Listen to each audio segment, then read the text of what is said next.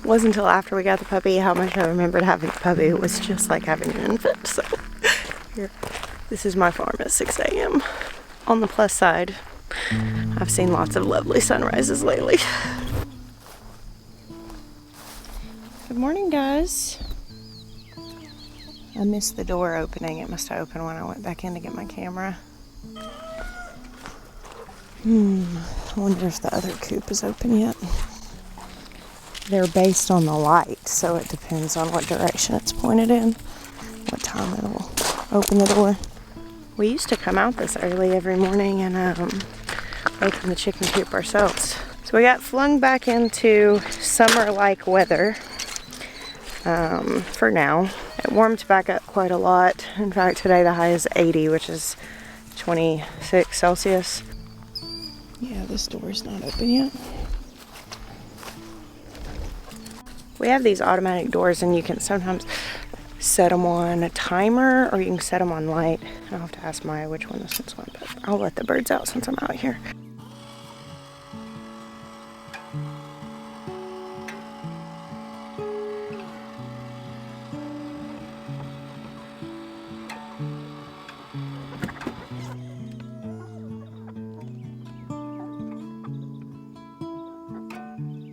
You guys sleeping in? That was anticlimactic.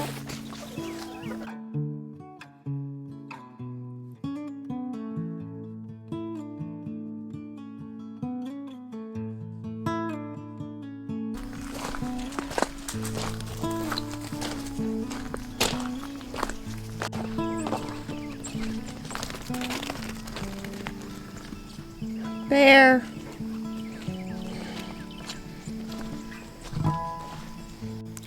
So we had our event this weekend. Oh, look, it's time to wake up. We had our event this weekend for, it was an Abundance Plus promotion, Wilder Still event. And it was basically like we did the original event in May, and then we had one that was like an overflow for that one, since we had decided to do that one on a holiday weekend. And we ended up doing some extra spaces for that promotion, so it wasn't as big as the one we had in May, and so I was able to set a really long table in the barn and cook for about 70 people, and it was really special. It was really awesome.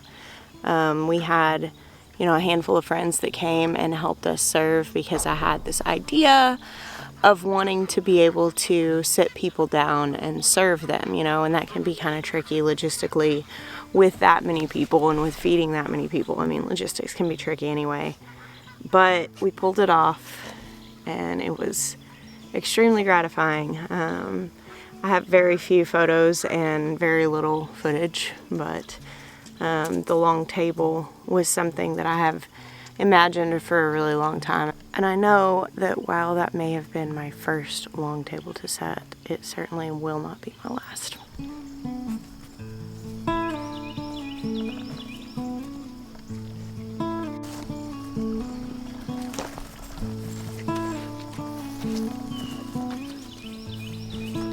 Look, the ducks are all out on the pond fishing this morning. We had to move the geese off of this pond. They're out in the pasture. And they're not super happy about it, but once we get some fencing up and finished, I'll put the geese on the big pond so they will have access to that. Right now, I'm not 100% sure I can protect them out here from neighboring dogs, but they were going and just snapping our baby fruit trees. They broke like 3 or 4 of them. The ducks are all gonna come running because they think I have their food. Check this out. Our little pit swales are working fantastically. I'll show you guys. I'll link the video down below where Will did these. Such a great idea. But you can see places like this. This is one of the ones that got snapped. Now, honestly, we knew that we had too many birds in here anyway. They're over nutrifying the pond, which we've been using that. As you can see here, we've got these T-posts. Will's been using this over nutrified pond to charge activated charcoal to use in the soil. But we'd already been discussing what we were going to do with extra birds because we knew we had too many. So we took the geese out. They're over there looking at me with angry eyes. Funny because you know, I always make up storylines for my animals, and I had this kind of like geese versus duck storyline going on in here over the territory, and then we intervened, and it just really played into it. So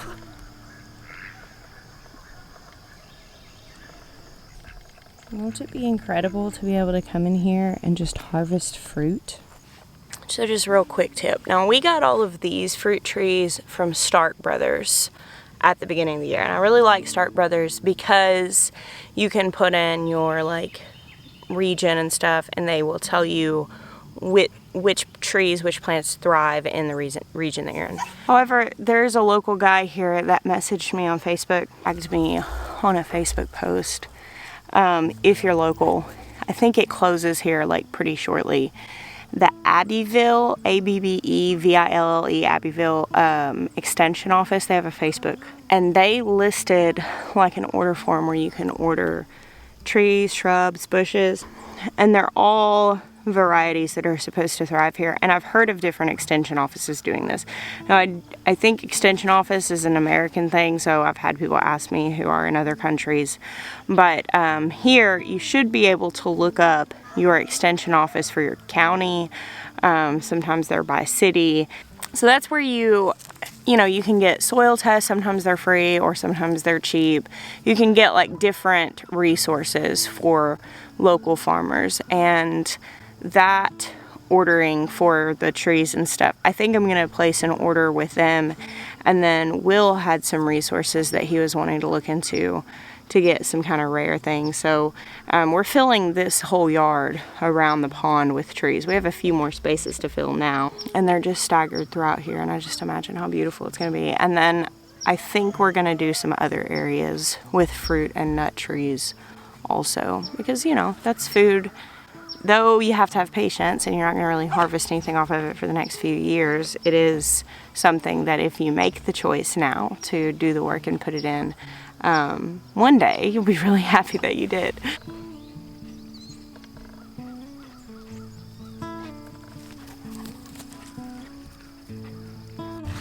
Trees are just addictive to me.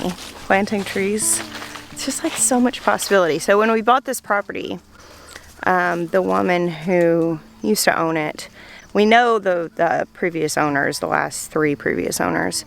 The original one was Papa T, that owned this like before I was born.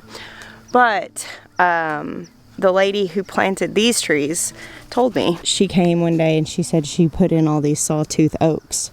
So they come here and then go down here, and there's some over on the other side. And I thought of that when I was looking at that extension office order form, that I could buy little, 3 or 4 foot sawtooth oaks for $10 each or whatever it was. And eventually, in just a couple of decades, they would look like this. And I was just, ooh, that was a turtle, I think. I hope it was a turtle and not a snake, just poked its head out there. I've already discovered with my willows how fun it is. Now, this is the second willow that we planted. The first one that we planted the first time we came to this property is up by the front of the pond. Hey, Lulu. Come here, baby. Come back. Don't get in the water, please. Thank you. I just got this one at a local store, and it was like $20. It wasn't in the greatest shape when we got it, but it looks great now. And yeah, it's very exciting.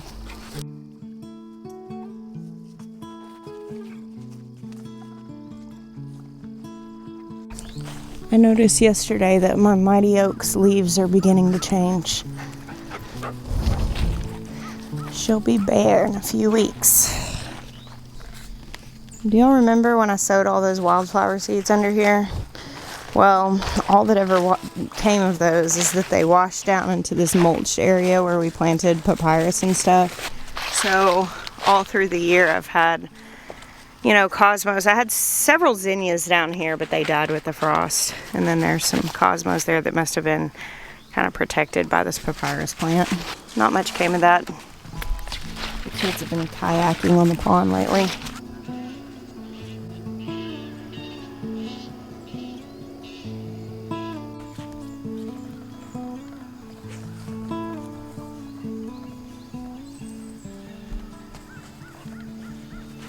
The cows are all up and eating at the hay bales.